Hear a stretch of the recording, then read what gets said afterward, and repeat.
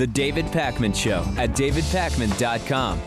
Welcome to the David Pakman Show. Huge news day today. If you haven't yet heard, the Supreme Court has issued its ruling on the Defense of Marriage Act and on Proposition 8. The Defense of Marriage Act, which of course bars the federal government from recognizing same-sex marriages that individual states legalize, has been ruled unconstitutional by 5-4 in the Supreme Court just hours ago. Anthony Kennedy wrote the majority opinion. He says the federal statute is invalid for no legitimate purpose, overcomes the purpose and effect to disparage and to injure those whom the state, by its marriage laws, sought to protect in personhood and dignity.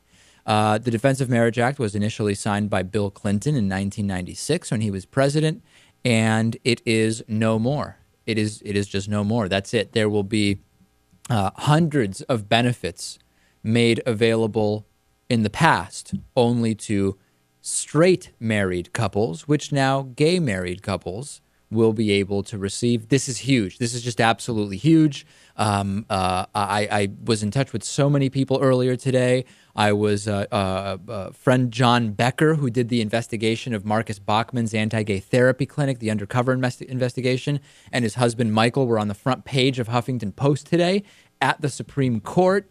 And it's just a very good day. The DOMA decision is fantastic. Yeah, it still amazes me that it was 5-4. You know, you would assume that if all of these people are elected to this position where presumably you have this great understanding of the Constitution and of the laws of this country, and you were all equally educated, that you would kind of have the same opinion on just about every issue. Yeah, Natan, I mean, it's like they're basically split on whether something is constitutional or not. Yes and no. If you actually look at the dissent in this written by Scalia, or at least one of the dissents, he actually just says that they had no legal standing to bring this case. The United States didn't because President Obama failed to defend the law, so the House Republicans brought the case. Right. So, you know, some of the justices just said that they shouldn't have even heard it, in the same way that different justices said the same thing for the Prop 8 case. How much money was wasted by those House Republicans getting that legal team to do this, to handle the DOMA case? Unbelievable. Now, let's talk about Prop 8 as well. Prop 8, the vote, again, 5-4 by the court, it leaves in place, and this is, some people are telling me that they're not exactly understanding, the 5-4 decision on Prop 8, the California gay marriage law bill, leaves in place the initial trial court declaration that the ban is unconstitutional. So California officials will probably rely on that ruling to allow resuming same-sex unions in probably within the next month. Now, some individuals were hoping that on Prop 8, the Supreme Court would make a broader ruling and say any gay marriage ban in any state would be unconstitutional. The Supreme Court did not do that. They basically said that though the initial appeal of the Prop 8 decision was, they did not have standing. Those making the initial appeal did not have standing. I would give this, I wouldn't call it 2 out of 2 when we think of the two decisions, but the Prop 8 decision is still obviously better than the way it could have gone. I would call it 1.5 out of 2, or maybe 1.63. You might be able to sway me. 1.64 out of 2, Lewis. We can't get you to 1.75? I don't think we can. Okay. A lot of reaction, religious conservatives going absolutely nuts. We'll be talking to Brian Fisher on an upcoming show. I will ask him, do you now realize that you, by opposing equality, are going to be looked at in history the same way that those who opposed interracial marriage are looked at now? I assume he will not agree with that, but we will ask him. Right. When you think you're doing God's work, you don't care about how you'll be viewed. Speaking of God's work, Mike Huckabee tweeted, "My thoughts on the Supreme Court ruling that determined that same-sex marriage is okay. Jesus wept." Maybe Jesus would be weeping tears of joy. I don't know. I think that the Jesus-like thing is this ruling. If Jesus has been watching what's been happening in this country for the past 400 years, 500 years, he's been crying for a long time, I would imagine. For reasons that Mike Huckabee probably doesn't agree with. This is also very funny. Congresswoman Nancy Pelosi was asked today, what do you think of Michelle Bachmann's statement that the ruling goes against God's will or something like that? Check out what Nancy Pelosi said. It is a little hard to hear, but let's take a listen. Congresswoman Pakman put out a statement, and she essentially said that the decision today cannot undo God's word. How do you guys react to that? Who cares? Who cares? It wasn't even a who cares. It was who cares? And I think that that's the right answer, because it doesn't matter whether religion is or isn't important to you. That's not the issue. The issue is whether the Supreme Court should be legislating based on what the sacred texts of one religion supposedly say. The answer is no. Of course, yeah. I don't know how else Common to look sense at it. It's just, to us. Absolutely. Yeah. So this is going to be wide-ranging, in that now we're going to see, remember, there's still a lot of, I don't remember if this fact is still true. We did a story about this about a year ago. There's basically more states in the U.S. where you can have sex with animals than than states where two men can get married. So we have a long way to go. There's still a lot of states in this country where you can get fired legally for being gay. So the work is just beginning now. This is just a framework from the federal government under which to push for equality, right, Natan? This is not the end. No, and I think you should expect in the next 5 years we're going to see enough states that currently ban gay marriage support it, pass laws or statutes that support it, and then you'll see like a tipping point. We might have already reached the tipping point where it just happens very quickly. No question about it. A couple of quick stories to talk about. Number one, Ed Markey has defeated Gabriel Gomez in Massachusetts yesterday to fill the Senate seat previously held by Secretary of State John Kerry, who has been a guest on this show many times. Gomez didn't have a chance. I had to do a bunch of interviews. I didn't have to. I did a bunch of interviews on local radio about this election over the last couple of weeks. And every time the hosts wanted to play this, well, there's some polls that show that Gomez he's pulling up. He could be even. He could be closing in. And every time I just said, I don't even care to play the game. Gabriel Gomez is not going to win. Ed Markey is going to win. He won. I voted for him. That's it, and that's good news. Now, they predicted record lows for voter turnout. Right. And in the last special election, that is basically what won it for Scott Brown. Correct. So really, Gomez never had a shot at all. Right. Because there was very low voter turnout, but Markey still won. Absolutely. Aaron Hernandez, NFL, formerly of the New England Patriots, he has been arrested. We actually don't yet know exactly what the charges are as of this time. We talked earlier in the week of how Aaron Hernandez, NFL football player, was under investigation for his potential involvement in the discovery of Odin Lloyd's remains near his home. He has now been arrested. The New England Patriots have released him. We asked the other day, will he ever play another NFL game? And it wasn't clear to us that he would. And now we have seen the arrest take place. I'm not surprised. It seemed that's the direction things were going. We'll follow the developments. It's certainly it kind of is a close story to us because of where we are. But also, it's just going to be interesting to see how this goes forward, how the NFL reacts. I'm kind of interested in the story. Yeah, and the fantasy value of Rob Gronkowski just went through the roof. Right. Through the roof. Well, I don't know much about that. I'm not in any fantasy leagues. But all right. Thank you, Lewis. Yep. There's just so much that's been going on in the last 24 hours. In Texas, we talked yesterday about this anti-abortion bill in Texas where I don't remember if it was state rep or state senator Laubenberg, clearly didn't understand the difference between a rape kit and an abortion. She thought that why do you don't really need abortions because rape kits do the same thing, and she was just all sorts of mixed up. We then had State Senator Wendy Davis do a talking filibuster yesterday. The bill threatened to close nearly all of the abortion clinics in the state, and that prompted Democratic State Senator Wendy Davis to do an 11-hour talking filibuster, and the bill is dead. What's interesting about this is that the bill ultimately died anyway, but Davis's filibuster actually fell 3 hours short of the required time because the chairman ruled that she had veered too far off topic for it to constitute. There's these rules. You can't take a break. You can't stop to eat or go to the bathroom. You can't lean on the podium. You have to really be talking and standing fully erect, apparently. And you have to be on topic. You have to be on the topic at hand for the filibuster. And the argument that the chairman made was, hey, she kind of strayed from the specific topic of this abortion bill. And that announcement prompted the protesters who were in there to stage a gallery filibuster. And that lasted about 10 minutes. And it really ended up where they just could not get the vote in time. The bill is dead. And I'll play a little audio and video for you from the gallery, and just incredible stuff. It was like, I think 11:40 or so last night when I last checked in on this, which was 10:40 in Texas, and it was still going on, and it was quite a scene.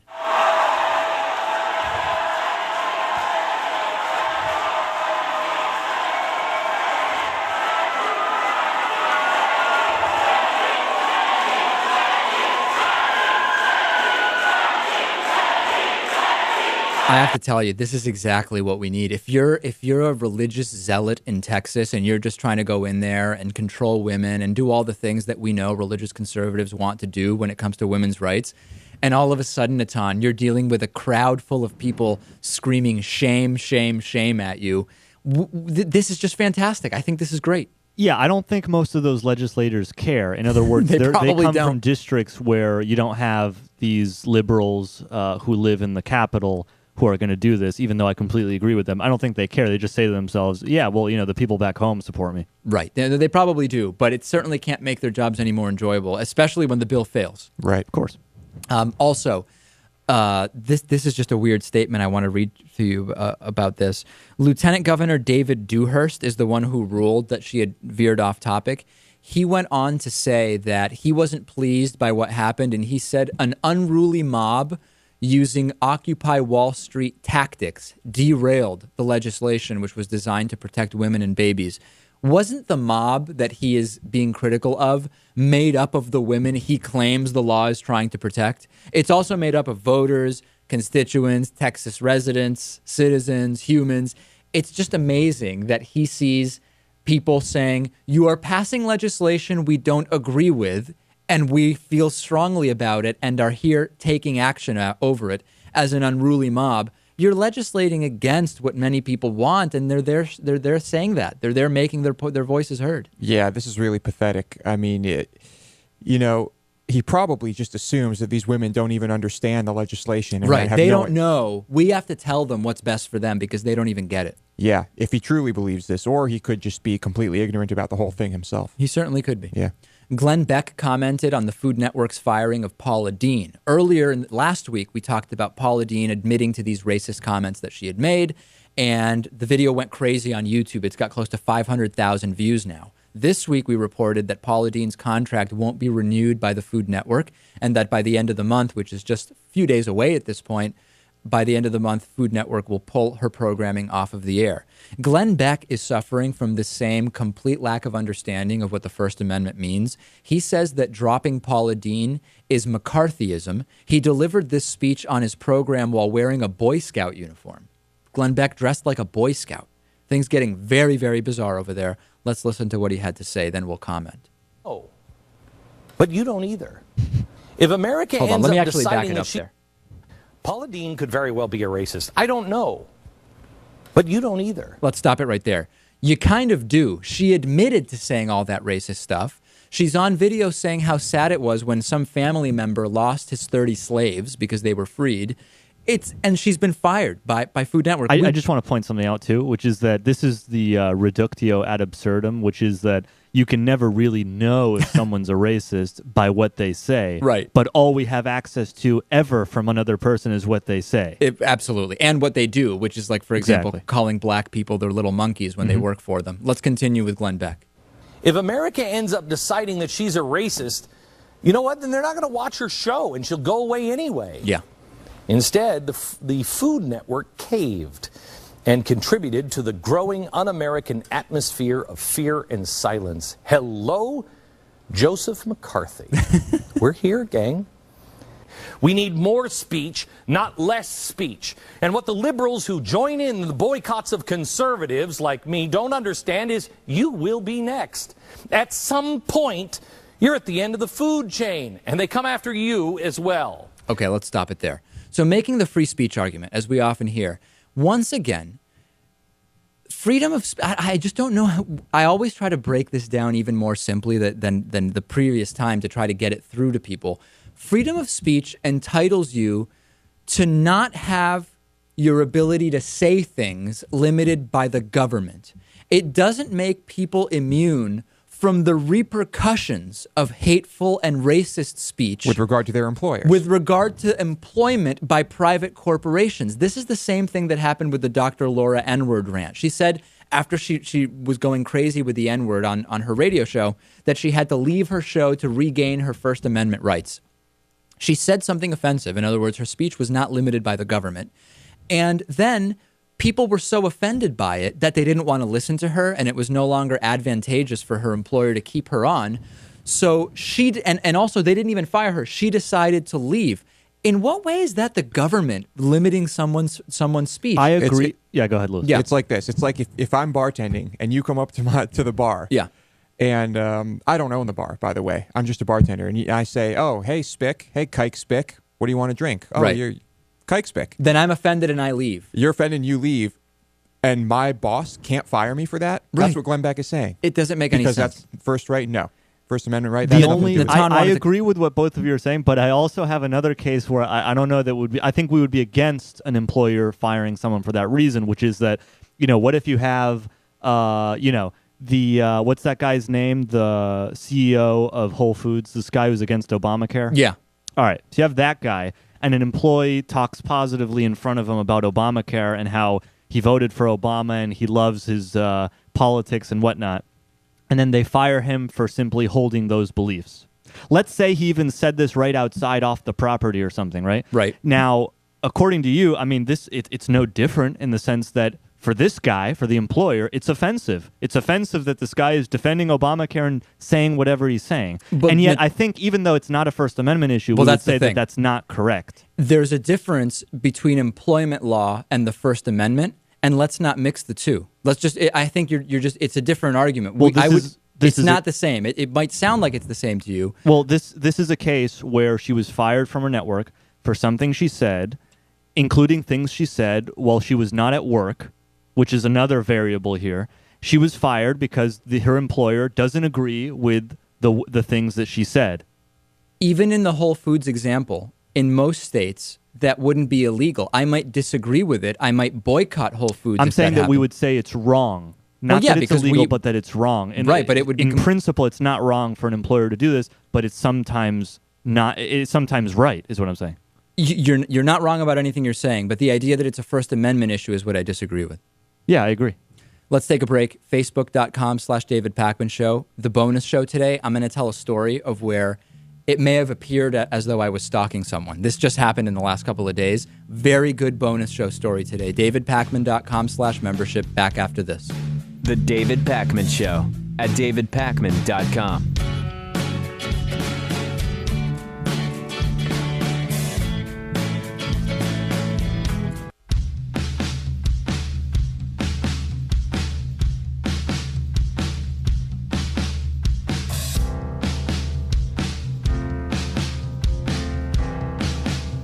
Welcome back to the David Pakman Show. The David Pakman Show is independent media, meaning you should be thinking of very innovative ways to support the show that don't really cost you any extra money. I happen to have one of those ways, Lewis, and it's if you do any Amazon shopping, you go to our website, davidpakman.com, click on the Amazon banner on the right side of the website, and then just do your shopping. Amazon sends us a kickback. That's it. Very easy. Very easy. The membership program is also made possible in part by liberalbias.com.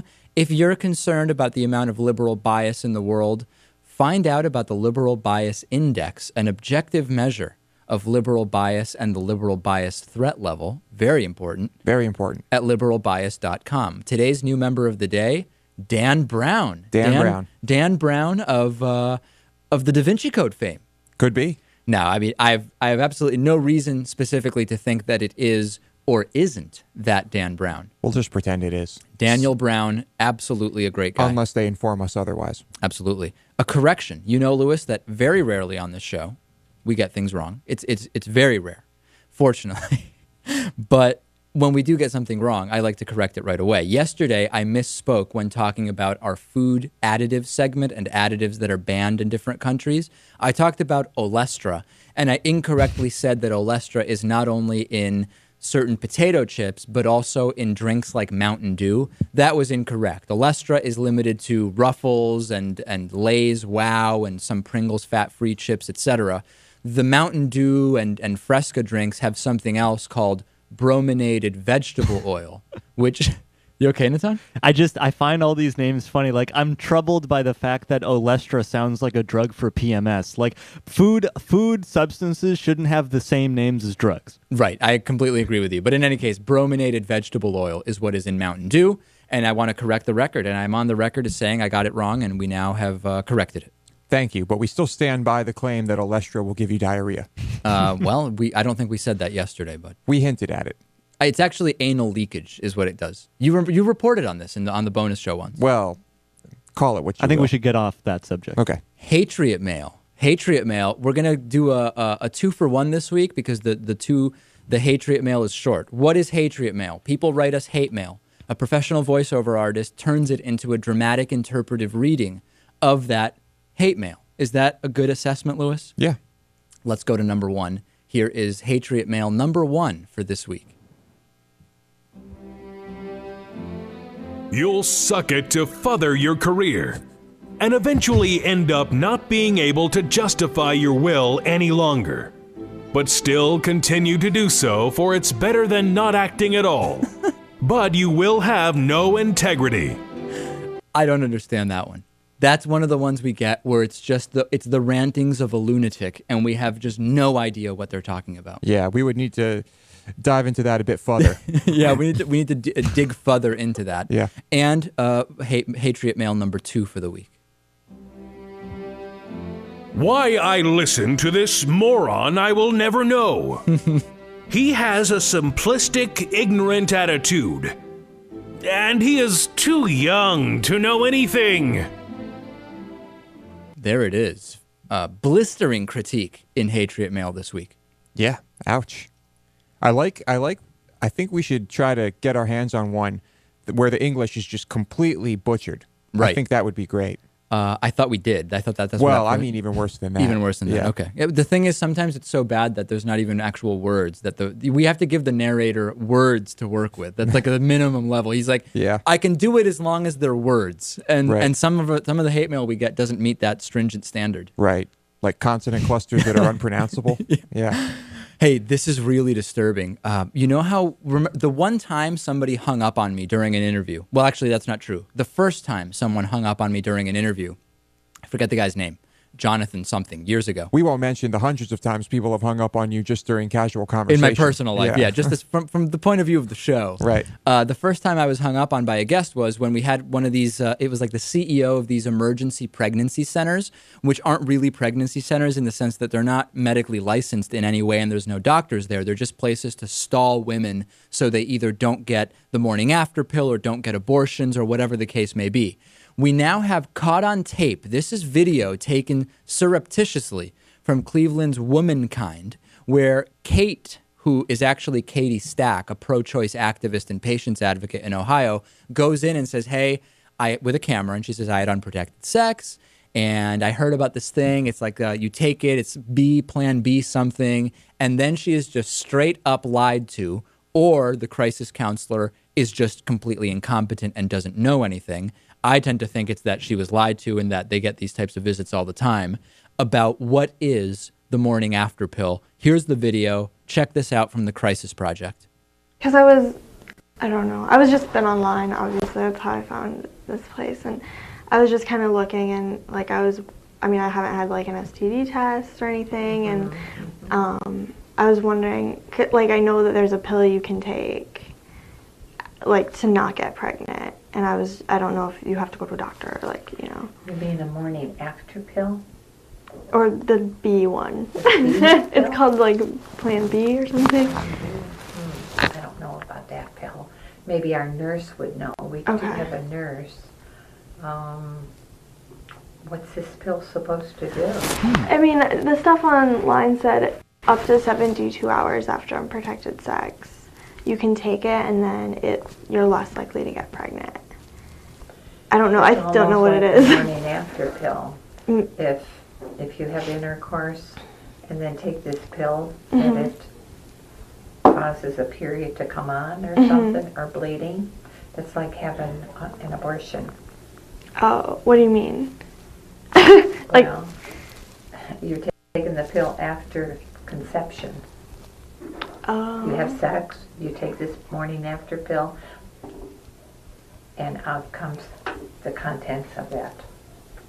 I thought it was supposed to stop you from getting pregnant. Well, that could be a different pill. Oh. See, I don't know. So what the that morning pill after would be. pill is Morning after an pill abortion would do that. Yeah. It's fascinating. At first, she barely knows anything about morning after. What's that? I haven't heard of anything Plan B. And then, oh, listen, that's an abortion pill. Yeah.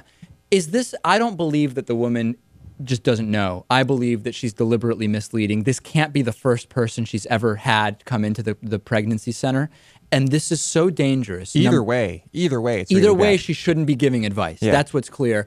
Obviously, any time you take a pill, there are risks. The possible side effects for Plan B, which is the most common form of emergency contraception, are changes in your period, you're nauseous, you have abdominal pain, fatigue, headache, dizziness, and breast tenderness. The idea that you're having an abortion is so misleading, and we now have even more evidence that these are not medically licensed facilities. This is just, it's a disaster that this is going on, and I had a guy hang up on me when I said, can you just tell me, are you a licensed medical facility or aren't you? And he basically said he doesn't have to answer to me and ended the phone call. That's really the question we should be asking, but if Kate hadn't been an undercover activist investigator, she may not have known that this is not even a licensed medical facility and that she's getting advice which is tailored only to prevent her from really having all the information to make the choice that is right and best for her. This woman goes on to say that the pill could cause her to hemorrhage and make it sound like it could kill her. Right. Yeah. Which, of course, I mean, I guess it's theoretically possible that, you could take Advil and that could happen potentially. Yeah. But the idea that this is what's being told to women Scaring people across the country is incredibly disturbing. Let's take a break. Next, this is going to be very cool. Astrophysicist Lawrence Krauss will be here. He's been in debates with Richard Dawkins, and he's a very well-known guy.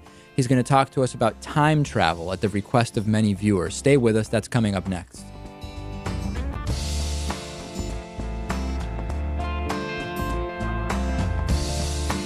The David Pakman Show at davidpakman.com.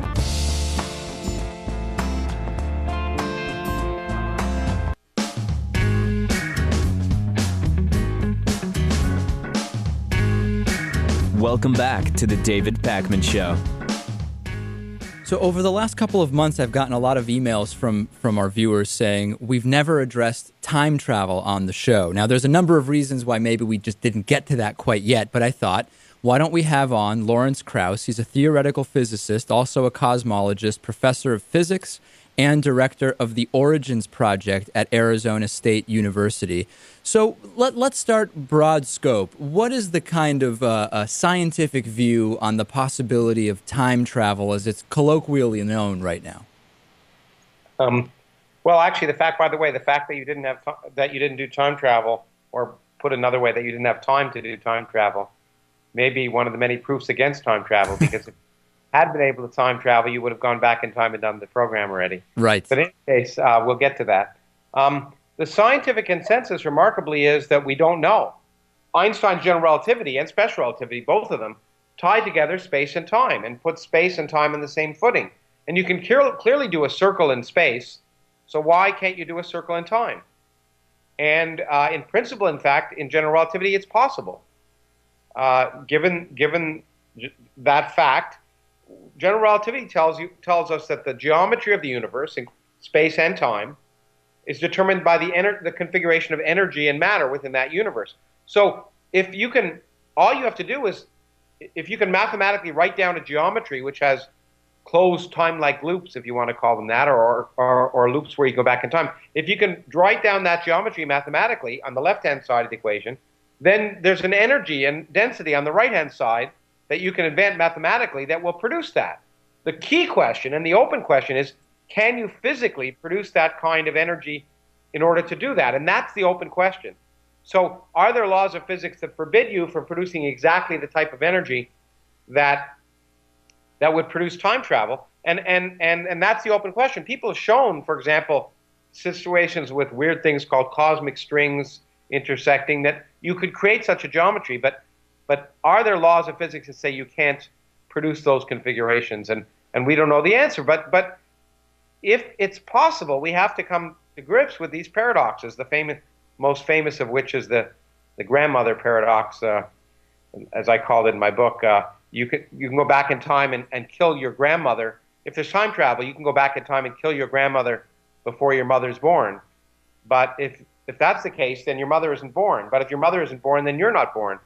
If you're not born, how did you go back in time and kill your grandmother in the first place? It gives you a headache to think of those kind of things. And so clearly, obviously, if time travel is possible, it has to be in such a way that those kind of paradoxes don't happen, because we don't observe them. And so it must be more subtle. So let me it's an open question at the forefront of physics, but many people suspect that the laws of quantum mechanics and relativity ultimately combine together to say that you can't produce those configurations, but we just don't know for sure. I've read about the possibility of so-called forward time travel, and that if you get up on a spaceship and you start circling the Earth fast enough, and it would take a while to get up to a speed at which you would start to observe this, there would be, I don't know if the right term is time dilation or compression or whatever the case may be, but that you might spend, say, 10 years circling the Earth really fast, and when you came back to Earth, you would be 10 years older, so to speak. But on Earth, maybe 12 years would have gone by, and you would have kind of, in practical terms, skipped forward 2 years.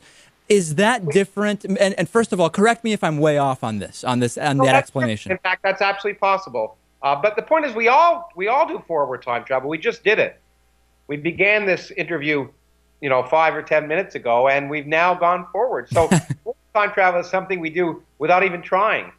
Now, what special relativity tells you is the rate at which you move forward in time depends upon your circumstances, and different observers will have clocks that tick at different rates, and therefore their measurements of time and their aging and everything else will happen at different rates. That happens. We measure that in laboratories all the time, every day, in undergraduate physics laboratories around the world and at particle accelerators. Indeed, it would be true also if you traveled on a spaceship fast enough, close enough to the speed of light, that you could come back and everyone would have aged a lot more than you. So it happens. So let's talk about that. Could that potentially be exploited? In other words, spending 10 years to move 12 years is not that big of a difference, but what if you could exploit that and scale it in a way? Well, I mean, you could exploit it. You could, if you were going fast enough, 10 years for you would be 50,000 years on Earth. Sure. The problem is, to have that happen, you have to be going at 99.99999% the speed of light. And we can do that with elementary particles. That's what happens at the Large Hadron Collider at Geneva. We accelerate particles to 99.9999% the speed of light, and we have these effects happen all the time. But to send a human being to accelerate a spacecraft to that kind of speed would require more energy than there is in if you use conventional rocket fuel, more mass than there is in the entire visible universe as fuel, so that would be a problem. So the point is that it just is prohibitive to send macroscopic objects at large fractions of the speed of light. We could imagine accelerating an object over 3 years, say, with some kind of external source of energy to maybe half the speed of light, and that would be significant. But at that point, at half the speed of light, yeah, your clocks will be 5 or 10% faster than mine. So that's the case. But that the kind of cost involved and time involved in doing that, probably the reason you do it is so you could go somewhere, not so your clocks would change by 10%. So last thing in the last minute or two we have left, much of the technology that today we kind of take for granted and seems like, yeah, we've had that for several years now. 400 years ago would have been seen like magic. So do you believe that if at some point there is so-called time travel, that it will be along the lines of what today is considered the primary conventional thought on time travel? Or will it be due to some kind of total paradigm shift in terms of technology or science? Well, no, the point is, when you say that, it gives a false impression. It's true that much of what appears today would be magic 400 years ago. So there's lots we don't understand about the world. But what's really important is the stuff we understand isn't going to be thrown out. So you're not going to suddenly be able to change things so balls fall up. And even though we've overturned the laws of physics since Newton, you throw a ball, it's still described by Newton's laws. And so there's many, many constraints that we have now that are never going to change because they're based on experimental physics, experimental results. And so whatever we learn at the forefront of physics, it's not going to suddenly change and say, hey, guess what? Suddenly you can do things now that were literally impossible before. Namely, literally you could test and they didn't work before. Nature isn't going to change that way. So if we're going to do time travel or something like it, it's going to be by playing at the very edges of physics in extreme regions. And you're right, if it were possible, it would require physics we don't understand. But it's not going to overturn what we now have already disproved fundamentally. And by the way, here's one of the biggest things about time travel that is never recognized. We also do space travel. We tend to think we're standing still, but we're not. We're going 30 kilometers per second around the sun. So if H.G. Wells went in his time machine and went back a minute, he'd be 1,800 kilometers. Well, if he went back an hour, he'd be out in space. He'd be dead because the Earth would have moved away on its orbit. But so, his machine accounted for that. Did it? I have no idea. I don't know. Well, if he did, it's not written in the book. You'd have to account for it somehow. You'd also have to have a propulsion system that kept track of where the Earth was, because a few minutes later you're going to find yourself out in space, and wouldn't be very pleasant to suddenly reappear out in empty space. I'm pretty sure Radio Shack sells the adapter you need for that. Yeah, it could be just like the Heisenberg compensators in Star Trek for the transporter. But we won't go into that. All right, Lawrence Krauss, theoretical physicist, cosmologist, professor of physics, director of the Origins Project at Arizona State University. Thanks so much for being here. This was great. It's great. Thanks a lot. You take care. The David Pakman Show at davidpakman.com.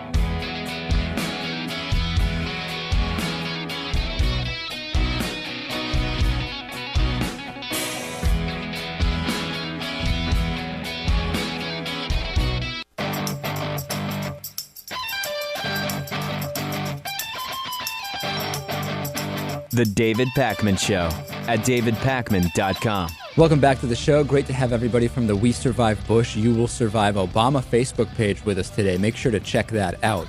There have been some peculiar circumstances surrounding the death in a car accident of journalist Michael Hastings in Los Angeles last week. And now there's another theory that is adding to what some are calling paranoia and what some are calling suspicion around his death, which is that Richard Clark, the prominent security analyst, says that the technology exists that would have allowed someone to hack into Michael Hastings' car. Some of the questions surrounding the accident are, why was he driving 100 miles an hour in the middle of the night? It doesn't sound like him. It doesn't make sense. And Richard Clark has opened up the door, saying that the single vehicle crash and the facts around it are consistent with a car cyber attack. And he says that there is reason to believe that intelligence agencies for major powers, including the U.S., know how to remotely seize control of a car. And he went on to say, so if there were a cyber attack on the car, and I'm not saying there was, I think whoever did it would probably get away. So a lot of people are now talking about this. I want to just kind of make a broad statement about this. A lot of people have been angry with me lately that I'm not calling this a conspiracy. Both liberals and conservatives angry with me. And they're telling me, look at what Cenk said, Cenk Uygur from the Young Turks.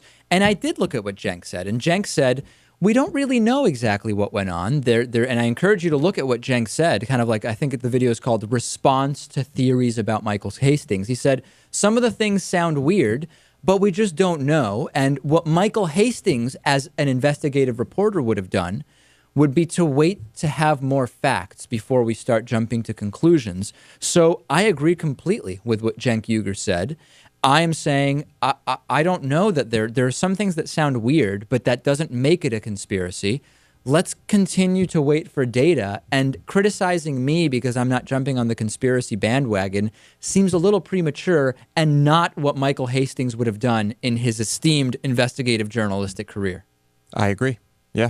I mean, you gotta have the information. You can't just go throwing accusations around. No question about it. But if you think something shady what happened, please look into it. Look into it as much as you want. No question. Yeah. There's a new Christian trend in the U.S. called Christian domestic discipline, and it's where it's an arrangement between two adults who share the belief that the husband is the head of the household, and that with that position comes the right to enforce that authority. And people who want to practice this can get this 50-page packet called Beginning Domestic Discipline. And a lot of it is about how to properly spank your wife. And it also talks about how it can be awkward sometimes during the first spanking. And it talks about what are the right positions for spanking and the right clothing and so on and so forth. This is a joke, right? It's completely for real. And it's a lifestyle that it's used to maintain an orderly Christian household, according to ChristianDomesticDiscipline.com. The man is dominant, the wife is submissive, as detailed in the Bible, according to the site. This is really, really weird. You know, some people like spanking. Even some Christians, like Brian Fisher, have said that the Bible says that Christian men are the breadwinners and the head of the household, but there's not any connection between the Bible and Christian domestic discipline, and it's kind of a ruse. This is just one of these things where it's clear that the repression that a lot of these people in these, I don't know, deeply devout relationships feel it's popping up under the guise of things like this. Like, hey, Christian domestic discipline. Bible says I've got to spank my wife. It's a whole thing, and we've got a manual, and it's all set. I just find it kind of funny that Brian Fisher is basically saying, you know what? According to the Bible, men are superior, but not in the exact way that you see here. Yeah, like he subscribes to the normal stuff we hear from the Christian right, but not this nonsense. And it's just yet another way of, number one, men trying to use the Bible to act out their sexual fantasies. And number two, an indication of what happens when you're repressed. You start coming up with 50-page booklets for spanking your wife to make it something God would want. It's just amazing that this is going on. Yeah. And the most amazing part is you could probably ask any psychologists if this will actually work. Right, to maintain an orderly Christian household. What do you think they're going to tell you? Well, if it's a Christian, if you go to Marcus Bachman's clinic, who knows what you'll get. Yeah, true. Let's go to voicemail. 219-2-DAVID-P is our voicemail line. We have homeless, scrub oaky, extreme hippie, diabetic Daryl checking in. Probably the caller with the longest name, even though we don't know. Without his last name, his name is still really, really long. Mm-hmm. He's checking in. Let's hear from him. Hey, guys. I wanted to say thank you for the very interesting show, the non-formulatic show, and the very, very intelligent rapport that was Tuesday's show. I really appreciate it out here in the cultural wasteland. I am working of a picture of myself, or try to get a picture of myself. I have it in the camera. Wearing my David Pakman hoodie. Yeah, okay. The David Pakman hoodie. Hey, great. We're waiting on that picture, Hoodie's your middle Daryl. name. What's that, Natan? Hoodie's your middle name. David Hoodie Pakman. Yeah, David Hoodie Pakman. I don't have a middle name, so that works. And here's another voicemail about using the N-word. David, Lewis, Natan. I wanted to comment on the use of the N-word. I'm not saying the N-word is a good word or it should be used or whatever, but I will say this. Over the years, I've heard many, many blacks use it to refer to one another and laugh about it and think that it's quite all right and funny. But yet, if a white person says it, they're offended. Well, now, it could be that does show a white person's prejudice. Yeah, we've talked about this before. I disagree that the fact that sometimes groups use words used to insult them by non-members of that group or used amongst themselves, I reject the idea that tells us anything definitive about how offensive a word is or anything about the prejudice and racism that exists in those outside the group who use it. I just reject the line of reasoning. A comedian I said, someone asked him that question, why can blacks say it and whites not? He said, I don't know, but that's the rule. Hey, that's the rule, and there's certainly more to say about it, but we will cover it in the future. The David Pakman Show at davidpakman.com.